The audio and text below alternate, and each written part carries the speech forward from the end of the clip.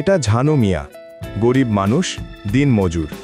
মানুষ ভালো, কিন্তু ভাগ্যটা বড্ড কাঁচা। এই শুনছো, ঘরে চাল ডাল কিছুই নাই, কিছু একটা করো। এই জন্যই সাজু মহাজনের দোকানে যাচ্ছি, একটু ধার নেব। সাজু ভাই, একটু কষ্টে আছি, 5,000 টাকা ধার দেন, ফসল উঠলে 10,000 দিব। তুই তো ভালো মানুষ জানো, এই স্ট্যাম্পে টিপসই দে। আমি পড়তে পারি না ভাই, আপনি লিখে দেন। আরে আমি কি ঠকাবো তোরে? এভাবেই সরলতার সুযোগ নিল সাজু মহাজন। আলহামদুলিল্লাহ, এখন সাজু ভাইকে টাকা দিয়ে দিই। তুই 50,000 নিয়েছিলি, এখন 1 লক্ষ দিতে হবে। কি বলেন ভাই? আমি তো 5,000ই নিয়েছিলাম। স্ট্যাম্পে তো টিপসই আছে, না দিলে কোর্টে কেস করব। সরল ঝানু বুঝল এখন তাকে বুদ্ধি খাটাতেই হবে। এই সাজু লোকটা সবাইকে ঠকায়। তুমি কাল্লু উকিলের কাছে যাও। আচ্ছা, যাব। তুমি না গেলে সাজু আমাদের জমি খেয়ে ফেলবে। নতুন মক্কেল পেয়েছি।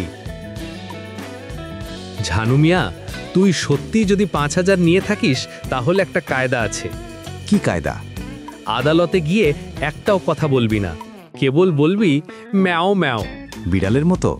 হ্যাঁ, বিড়ালের মতো। ঝানু মিয়া, আপনি কি 50,000 টাকা ধার নিয়েছিলেন? ম্যাও ম্যাও। এই লোকটা কি বলছে? মাননীয় বিচারক, আমার মক্কেল মানসিক ভারসাম্য হারিয়েছে।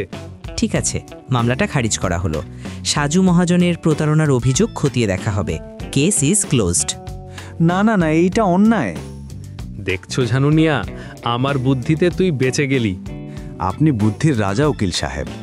এখন তো চিন্তা মুক্ত, সাজুও জেল খাটছে। হ্যাঁ, আল্লাহ বাঁচাইছে, শুধু কাল্লু উকিলের বাঁচি টাকাটা আছে। এই ঝানু মিয়া, বাকি 10,000 দে। ম্যাও ম্যাও। এইটা আবার কি?